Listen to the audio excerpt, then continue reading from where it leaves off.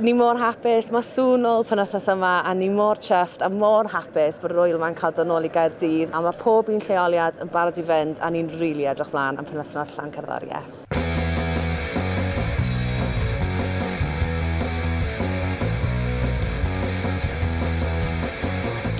Rwy'n gwirfoddoli yn Sŵn eleni a mae criw mawr ohono ni wedi dod at yn gilydd i wneud yr olau i gyd dros y penwythnos.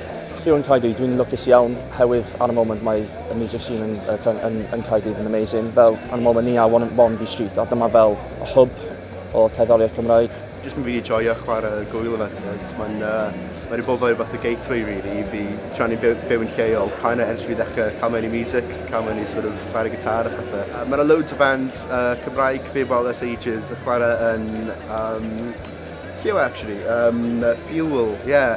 So, fi byth really efo'r mynd i'r venue yna, ond dyna beth sy'n gret. Ti'n cael mynd i venues ti'n mynd tuedd i fynd i'r blaen. Pen yma dwi bod yn tynnu lluniau o Pys Melyn, Papur Wal, adwaith hefyd a all gigs fantastic. Some of the highlights of the festival so far for me have been Caerdydd yesterday. She brought the harp down. It was really nice to see Welsh language acts and sort of the English acts side by side during the festival. Mae wedi bod yn really hwyl. Wedi cwrdd â lot o bobl newydd, pobl sy'n dwlu â cerddoriaeth hefyd. Mae jyst neis i gweld pobl nôl yn Caerdydd. Bandiau lleol a bandiau o gwmpas deunas yn edrych. Mae pawb yn jyst heid i cael dawns, heid i cael drink. Mae pawb wedi weithio mor galed. Dwi'n meddwl rhywbeth sy'n arbennig iawn am yr Gwyl yma hefyd yw bod na ddim un llwyfan specific ar gyfer bandiau Cymraeg, achos cerddoriaeth yw cerddoriaeth y diwedd y dydd, mae angen normaleiddio, be bynnag iaith ti'n siarad, a be bynnag iaith ti'n canu ynddo, dyle fe ddim wahanu ti o gwbl.